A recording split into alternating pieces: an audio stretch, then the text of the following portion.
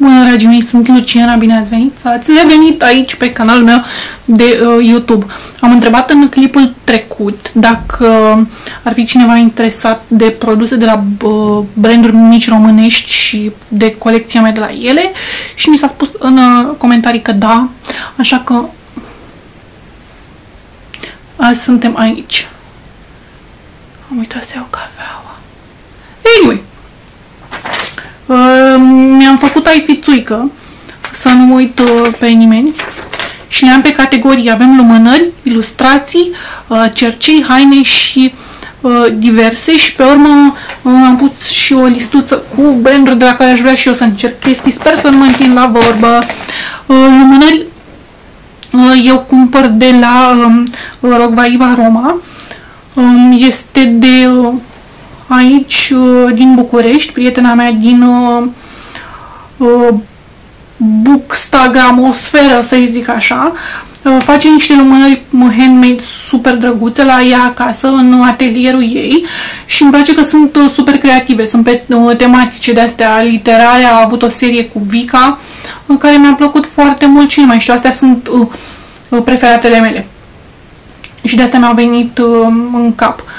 Prima dată a avut o lumânare care mi-a plăcut foarte tare, iarăși cu Traveler, pe care am luat-o de 2 ori și a fost ușor diferită de fiecare dată, dar iarăși mi-a plăcut super tare.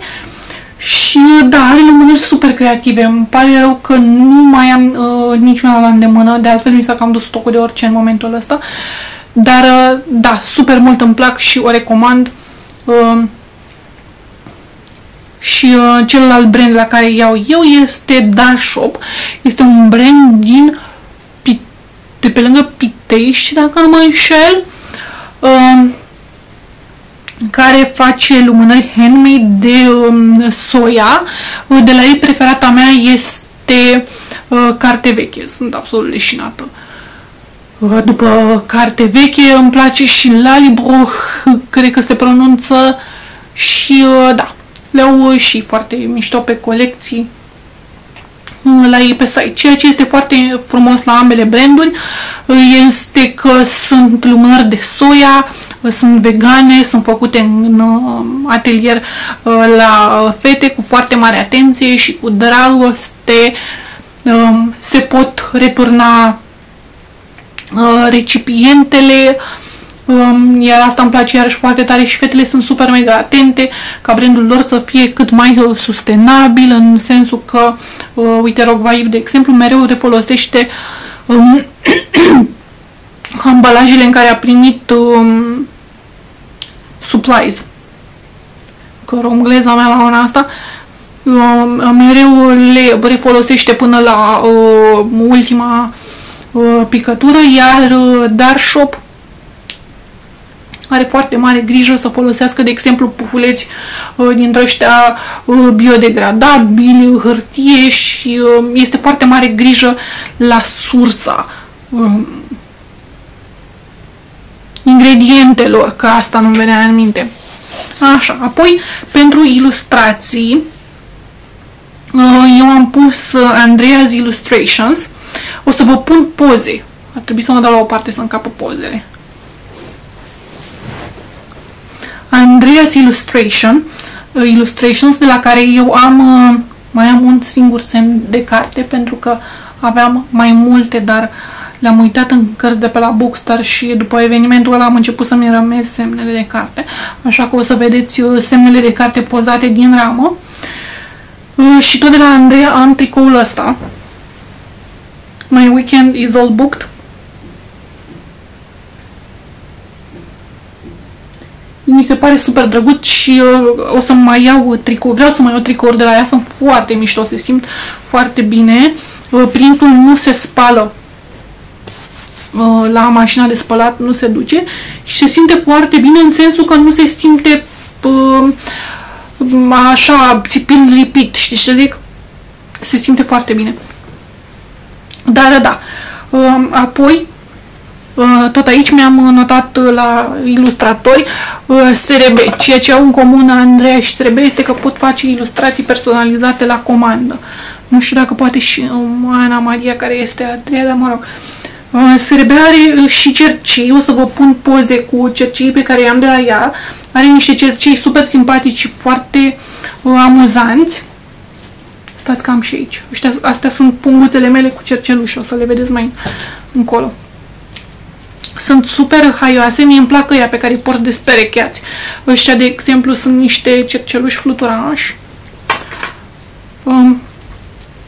Asta e un buchețel de flori, asta e o broșă. Ăștia sunt cercii aia nepereche despre care spuneam. Ăștia sunt un set de 4 pe care îi poți purta în ce combinație vrei tu. Mai scoți și pe bau, hai că-l scoți și pe bau și după aia vi arăt pe olguța și pe jac. Deci avem un dovlecuț, o păpușică și un bau cu o fantomiță. Mi se pare super cute. Iar ei, că n-le scot pe toate până la urmă, o să vi arăt pe olguța căcuța.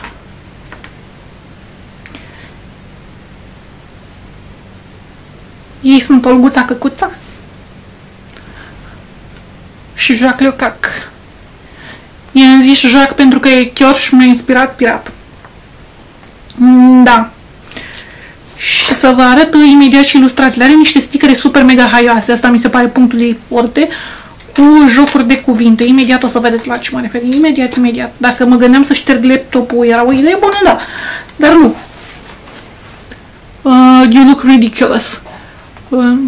Toast and toaster toasting. Asta este desenat de o prietenă la atelierul lui SRB, iar asta este desenat de mine, că a făcut niște ateliere vara trecută, iar asta este un ozene și e super haios că scrie pe el wash me și asta. Detaliile sunt absolut demențiale.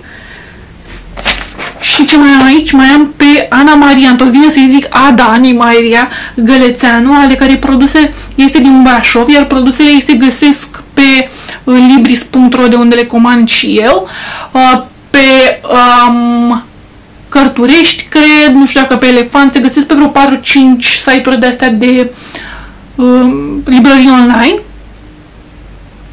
Dar dacă intrați la ea pe Insta o să găsiți 100%. Am să vă pun link-uri către toată lumea și timestamp-uri către toată lumea în caz că mă întind la vorbă. Bun. La cercei.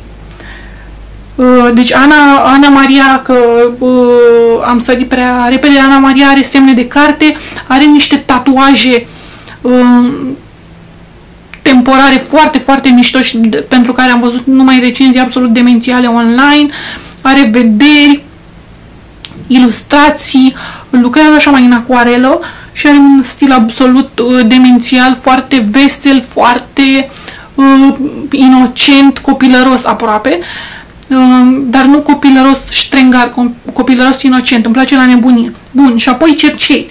O să menționez întâi pe Mândruța, pentru că de la Mândruța am cele mai puține chestii. Am un set, nu am la îndemână colierul, dar am cercei zmeurici.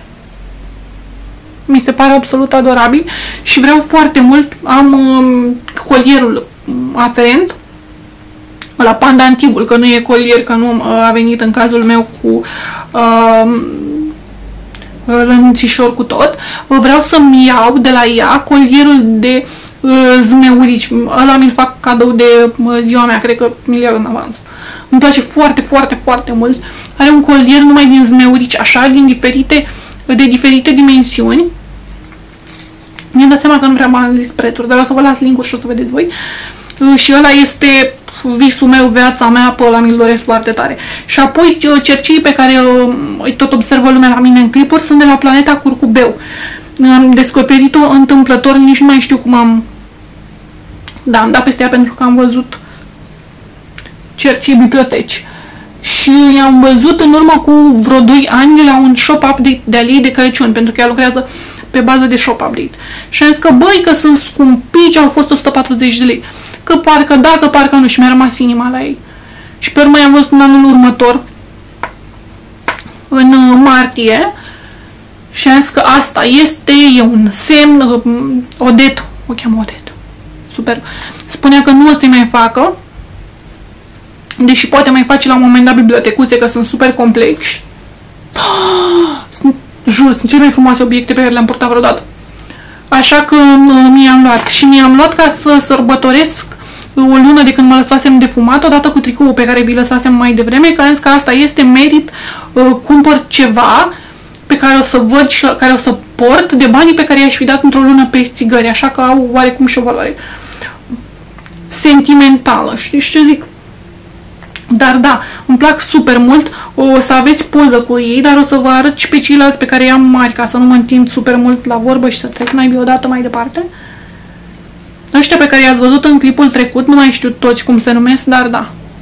Și care sunt absolut demențiali. I-am luat pentru că sunt alb-negru și mi se pare că se potrivesc și la chestii super mega colorate, adică ar fi mers acum, de exemplu. Mai ales că eu am părul ăsta aprins. Și merg și la chestii mai alb-negru, mai elegante, mi se pare mie. Ăștia sunt disco faces, tot îmi vine să le zic tribals. Și ăștia strălucesc sub lumină UV, sunt sensibili la lumină. Ca ochii lui Conector, vă arăt. Și mai am șercelușii ăștia cu fulare. Los Pisicas. În materie de cercei mari, că mici am... Uite, sunt super drăguți. Este super mega creativă Odette și mi se pare că este și un om mișto ca toți ceilalți artiști, de altfel, că altfel nu, dacă nu erau mișto, nu eram eu pe aici să le fac reclamă. Apoi pentru haine, nu sunt produse neapărat de ei, dar există un small business, Pretty Little Things Boutique, nu mai știu de pe unde este, sincer să fiu, nu știu nici cum o cheamă, de la care am corsetul pe care îl port astăzi, de la Pretty Little Things Boutique, o găsiți pe Insta. Și mai am de la ea și o ie, cu ea am să pun o poză. Am o fustă care nu are absolut nicio treabă. Corsetul ăsta, de exemplu, a fost 75 de lei, ceva de genul ăsta, și mi se pare foarte, foarte mișto pentru cât a costat. Este așa. Mi-am făcut griji că era cu fermoar și făceam griji că nu o să-l pot strânge în caz că mi este larg, pentru că eu am conformație mai minionă, iar dacă mă îngraș mi se pune exclusiv burta și fundul, poate un pic obrajii, dar nu aveam cum să pun destule chile încât chestia asta să stea, dar s-a potrivit super bine. Este mărimea S. Ăsta și mai am o ie. Am să vă arăt o poză. Demențială. Și se comandă online, poate să trimită prin curier sau prin poșta română. Iar dacă plătești cu prepayment, costurile de transport sunt mai mici, pentru că am aflat și eu de la Plantacuri cu chestia asta, ei chiar plătesc taxa aia de ramburs pe care o vedem noi mereu pe site-uri. Fata este absolut demențială. Este super politicoasă, se bucură la nebunie când vede că în detaliile astea nu mai intru pentru că sunt valabile pentru toată lumea. Și apoi vreau să vorbesc despre Taica Laser, care este un magazin de calitate din București. Din câte știu, din păcate, ei nu livrează prin țară, pentru că este un ONG, este magazin de calitate și au un personal, un număr de oameni limitat care se ocupă de chestia asta, vă dați seama, dar acolo, dacă sunteți din București sau cred că și din altă parte, cred că le puteți trimite. Intrați pe pagina de Facebook și întrebați că răspund. Dar strâng și vând haine, decorațiuni, cărți și accesorii. Deci eu, de exemplu, când mă satur de cămeșa asta, nu e a mea, Ioani, prietena care mă pot duce acolo și o pot dona. Sau pot dona acolo la un moment dat cercii, dacă mă plictisesc de ei, nu spun că o să se întâmple, dar dacă pot să mă duc și să donez pahare, farfurii, decorațiuni, cărți, duc foarte des cărți acolo, pentru că dacă nu mă atașez de cărți, le dau mai departe, stau în chirie și na, vă dați seama, spațiul este limitat și eu tot cam am oarecum prost obicei să cumpăr cărți în loc să citesc ce am și să citesc online, but that's not the point. Sunt niște oameni absolut demențiali, au haine super frumoase. Am să vă las aici o poză cu rochia galbenă, dacă eu mai avea poza pe telefon, dacă nu fac una pentru voi. Ce nu fac eu pentru artă? Și niște oameni absolut super mega drăguți. El, dacă nu mă înșel, este preot, iar ea este o doamnă care a trecut în vreo două chestii la viața ei, a supraviețuit câtorva boli, dar asta nu este povestea mea să o spun. Magazinul are un vibe absolut demențial, are cea mai frumoasă energie pe care am simțit-o vreodată intrând într-un magazin și merită. Au mereu campanii de Crăciun, de exemplu, au copii ghete și șosete unde îmbracă un copil. Au acum zilele astea strâng acoarele și cărți de colorat pentru copii din spitale și din medii defavorizate. Mereu fac câte ceva de loc în o stare oamenii aia. Sunt demențiali și merită susținere. Eu am trecut la categoria haine pentru că de obicei îmi cumpăr de acolo haine sau cărți, dar predominant haine. Bun. La diverse am pus Henna Journey, de la care am cumpărat la un moment dat conuri de henna și sunt super ușor de folosit. Sper să găsesc poze să pun, dacă nu am să vă pun link-uri către poze de Insta. Da, sau dacă nu o să pun, whatever. Au henna și au conuri de henna. Vă recomand să luați unul mic. Pentru început vă promit rezistă super mult și ceea ce este mișto este că au șabloane și le poți pune pe piele. Vă recomand să le țineți cât de mult, în caz că nu ați mai lucrat cu henna în câteva ore sau a doua zi începe să închide la culoare și pe urmă rezistă. Mie cel mai mult mi-a rezistat vreo 14 zile și este super haios să o folosești dacă te duci la festivaluri, la petreceri de burlăcițe sau dacă efectiv ai tu chef să te faci cu henna într-o bună zi. Și iarăși, fetele sunt super politicoase. Nu cred că mai comandam nimic cam de pe anul trecut de la ele, dar foarte mișto afacere de avut în vedere. Apoi The Funny Brand are board games dintre astea pe bază de 3 lucruri. Eu atâta, adevăr sau provocare.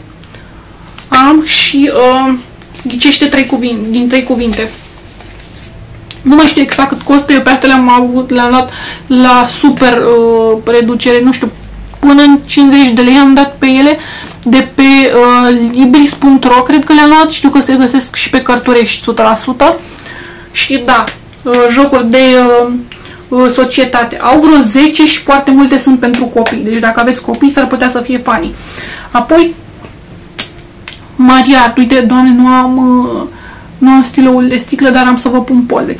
De la Mariar vă puteți lua instrumente de scris, ceară pentru sigilii sau chiar diferite modele de sigilii, cerneluri. Produsele sunt un pic mai scumpuțe, nu e chiar dacă le luat de pe EMAG, dar nu știu, eu cel puțin am luat stiloul de sticlă care arată absolut demențial și se simte demențial la scris, cu vreo 90 de lei la reducere și vă jur, am meditat 2 ani, nu am scris niciodată cu ceva care se simte atât de, nu știu, atât de elegant, atât de frumos, atât de fin. Este o experiență în sine și dacă ești pasionat de cărți, de scris, de mai știu eu ce, o să merite banii. Și ea mai face iarăși, dacă aveți small business-uri, ștampile de astea de pus pe cutii. Ea practic este un small business dedicat business-urilor mici, de unde îți poți cumpăra diverse chestii, să-ți personalizezi produsele și ce pui acolo în pachetel și așa mai departe. Și iarăși oferă servicii de caligrafie. Era să uit. Servicii de caligrafie oferă. Încerc caligrafie, credeți-mă, nu este atât de ușor pe cât pare. Merită banii, iar Maria este o fată super mega drăguță. Și cam atât am avut de povestit. Dar la Once, că sunt câteva branduri pe care aș vrea să le încerc, aș spune soari.ro. Mi se pare că este nu mai știu cum o cheamă pe blogărița aia pe skincare. Are un brand de haine UV, haine cu SPF, cum ar veni, haine cu protecție solară. Înțelegeți ce vreau să spun. Și are bluzițe de astea cu mânecă lungă, am văzut ponceuri și nu mai știu ce am mai văzut, dar oricum sunt super interesante și prețurile mi se par ok. Bineînțeles sunt un pic mai mari că sunt haine UV și este un business la început de drum. Dar acolo o bluziță, în caz că te duci la o mare cu gașca și ești genul de om care nu adoră neapărat să stea în soare, dar nici nu vrei să fii tu party pupăl, sau dacă te duci, nu știu, pe munte, mai ales că pe munte te arde soarele, te îndoaie, mi se pare că ar merita. Și nici nu știu ce te-a lovit pe munte, sinceră să fiu. Apoi Apple Tree Valley, pe care i-am descoperit prin podcastul Afacerea mea creativă, despre care urmează să vorbesc imediat. Este un brand, nu mai știu de pe unde și nici nu mai știu cum o cheamă pe fată, dar face niște chestii foarte drăguțe. Mi-aduce aminte de Beatrice Potter, cred că o cheamă. Foarte Peter Rabbit sunt produsele, e așa, înțelegeți, foarte rustice și are tot felul de chestii. Am văzut că are Domnul Melk, este unul, Domnul Melk și Domnul Ciupercuță, cred că sunt printre personaje. Nu sunt neapărat stilul meu, pentru că stilul meu este Planeta Curcubeu, așa mai casual, elegant, cumva l-aș descrie eu, nu știu cum l-aș descrie alții, iar SRB este stilul meu pentru umor, așa că nu sunt neapărat stilul meu produsele Apple Tree Valley, dar sunt iarăși cum sunt și cele ale Ani Maria Gălețeanu în materie de ilustrații. Au așa o inocență pe care o ador și aș vrea să-mi cumpăr ceva de la ea, poate stickere. Apoi este Bulina Studio, care face niște fuste absolut demențiale. Am descoperit-o la Ana Maria Gălețeanu și vreau și eu o fustă de la ea. Fustele pornesc de la vreo 250 de lei și cred că se adaugă, nu mai știu cât, dacă vrei, și buzunare la ele și îmi plac foarte mult. Au așa un romantism, au așa un aer boem și vreau și eu. Again, nu sunt neapărat stilul meu, dar sunt un stil pe care aș vrea să-l încerc și să-l port în zilele în care am chef să mă simt mai feminină. Pentru nu știu cum să vede din interior, dar numai din exterior, dar nu mă simt cea mai feminină formă de existență. Mai păcălesc pentru că părul, poate, și rujurile, but I'm not. Și apoi am ceva ce vreau să încerc, dar nu prea vin de la bucată, deci trebuie să-ți iei direct pachetul de vreo 15-20 de bucăți. Mayra Soap este o tipă pe care am descoperit-o pe TikTok și face săpunele și bombițe de baie și chestii de astea. Mi se par foarte mișto, foarte jucăușe, sunt ieftine, cei drept, față de ce ai cumpărat, de exemplu, de la Nala, care de altfel este un brand care îmi place, sau mai știu de pe unde, de prin mall. Sunt, aș spune, cam jumate de preț, 75%, dar trebuie cumpărate la pachet. Dar mă fascinează și oricum dacă e bombe de baie, nu-i mare tragedie dacă e 15-20. I'm just saying. Știți? Da, îmi plac super mult. De asemenea, ce mi-am mai amintit, Andreea Aserebe, ați văzut că are și abțipilde. Andreea cred că are iar și abțipilde. Mândruța are abțipilde și sunt foarte mișto. Unele dintre brandurile astea mai au și abțipilde. Așa. Podcastul Afacerea Mea Creativă este făcut de Andreea Illustrations. Sper să nu uit să vă pun link. O să-mi notez, că tind să uit. Am să vă pun link către podcastul Afacerea Mea Creativă. Este creat de Andreas Illustration și în fiecare săptămână, apare în fiecare miercuri și aduce în fața noastră câte un small business din diferite domenii. A avut o fată, de exemplu, care face mini-terarii dintre astea cu suculente, mini-aranjamente cu suculente. A avut ilustratori, a avut o tipă care este tattoo artist la început de drum. Le-a avut pe Mândruța și pe Planeta Curcubeu, pe care le-am și eu aici, le-a avut pe SRB. Am descoperit vreo 2 artiști prin ea, am descoperit-o pe Apple Tree Valley. Chiar mă gândesc, unul dintre vizitele mele, dar să nu mai spun asta la nimeni, să-mi cumpăr câte ceva de la fiecare business, acolo unde mi se potrivește. Și vorbește despre provocările unei afaceri de genul ăsta și ale antreprenoriatului. Are episoade educative în care vorbește, de exemplu, despre shop updates, despre diferite platforme cu invitații. Super, foarte tare, o recomand și mi se pare foarte mișto că Andreea este atât de implicată în comunitate, de altfel are și cursuri la prețuri, zic eu, decente, despre cum să-ți lansezi o afacere creativă și cum să o susții și mi se pare demențial că are energia asta către comunitate. Și apoi, cum susținem un small business? În primul rând, ne dăm seama și apreciem efortul, pentru că ce fac fetele astea nu este tocmai ușor, că de-aia nu costă 5 lei ca și cum le-ai luat de la gheretă din pață.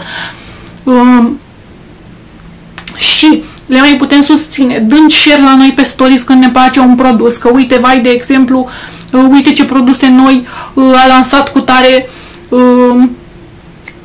business, sper să reușesc să le încerc sau sper să prind sau știu eu ce, în cazul în care chiar vreți să cumpărați, le puteți da like și save la postări, le puteți comenta la postări și le puteți face reclamă în mare, pentru că chiar contează enorm dacă vă place brandul lor și contează chiar să le spuneți, chiar să le spuneți că, nu știu, vă plac foarte mult produsele lor. Iar dacă purtați produsele, de exemplu, etichetați-le. Etichetați-le, spun-le, pentru că în general sunt femei și în umbră sunt soții și iubiții care le susțin, dar etichetați-le și spuneți abonaților voștri sau mai știu eu cui, că uite ce mișto mi-am luat eu, de exemplu, de la Planeta Curcubeu sau de la SRB, că eu în general pe ele le pun pe stories. Pentru că susținerea asta contează enorm, enorm, enorm. Eu spun asta în calitate de mini-creator de conținut, că noi aici nu suntem foarte mulți, dar suntem mici frumoși. Îmi place la nebunie de voi, nu știu dacă v-am povestit. Contează enorm, adică nu știți cât de mult mă bucur eu pentru fiecare like, pentru fiecare comentariu. Mă bucur la nebunie, de exemplu, eu scriu povești de astea, de scriere creativă la mine pe blog, și mă bucur la nebunie când îmi comentează cineva sau îmi lasă cineva mesaj în Insta că îi place cum scriu. Contează, pentru că este munca ta și înseamnă enorm să fie apreciată. Puteți da like, share, subscribe, cum vă pun și eu pe la ele, ca să li se propage conținutul cât mai bine. Dacă au linkuri afiliate, puteți da click pe ele pe undeva. Puteți să le recomandați de business-ul când auziți pe cineva că, vai, mi-aș lua niște cercei mai fancy. Uite că am auzit la Luciana, care avea SRB și cu Planeta Curcubeu și cu Mândruța, chestii foarte mișto, handmade. Și da, contează enorm, așa că susțineți-le cum puteți, pentru că la urma urmei sunt chestii făcute, mă învârt, știu, sunt chestii făcute handmade cu mâna lor, de niște artiști care eu zic că merită banii și merită efortul nostru, pentru că muncim și noi și știm cum este să muncești, nu e așa? Și contează și pe partea de sustenabilitate, care este super importantă, adică înțeleg că nu toți ne permitem, dar în măsura în care ne permitem, cred că ar trebui, pentru că astea nu sunt obiecte făcute de copii bătuți și sclavagiți în știu eu ce țară din lumea a treia sau de femei abuzate fizic, psihic. Și mai știu eu cum, și când spun mai știu eu cum, știți foarte bine la ce mă refer. Adică, într-adevăr, dacă ne permitem blugii numai pe aia din Zara, nu făcuți de un producător român, aia este, purtăm pe ăștia pe care îi avem până se rup și pe urmă ne luăm mai de unde putem. Dar în măsura în care putem, este super mega important să susținem și genul ăsta de afaceri. Mi-am pierdut telecomanda. Da, sper că nu v-am plictisit, sper că vă plac recomandările mele, sper că ați observat timestamp-urile de la clip și data viitoare mă gândesc să vorbim despre influencer care mie îmi plac și de content creator oarecum care mie îmi plac, pentru că eu cred că urmăresc niște oameni foarte faini, nu că mă laud, dar eu chiar cred că am gusturi și o să vreau să fac și eu clipul ăla despre booktuberi, să fac un clip separat despre booktuber, cum am văzut eu la Ștefania Istrate și la Bookchinista, căreia, by the way, îi mulțumesc și acum pentru nominalizare. Că da, că mi se pare că oamenii ăștia merită susținuți, you know, și practice what you preach. Și până atunci nu uitați să faceți ceva drăguț pentru voi, mergeți și mâncați o înghețată sau o prăjiturică sau luați-vă ceva drăguț, luați-vă pereche de cercei, că meritați, pentru că sunteți gorgeous bitches. Puteți să vă luați cercei chiar dacă sunteți băieți, să știți, să-i țineți în vitrină, I don't know.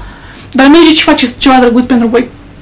Vă rog eu frumos și aveți grijă cu SPF-ul, pe căldurile astea purtați SPF. Eu ador căldura, acum am asta pe mine pentru că am dat drumul la aerul condiționat și dacă îl opresc îmi este prea cald, pentru că se întâmplă să-mi fie până și mie prea cald, dar în rest prefer să-mi fie cald și să mă răcoresc și să beau cafea cu gheață decât să-mi fie frig și să-mi încremenească șalele pe o pernă electrică. Dar da, aveți grijă cu căldura, mențineți-vă hidratați și SPF-uiți și vă pup până data viitoare. Nu uitați tu like, share, comment, subscribe. Iubi, bubi, dubi, pupii!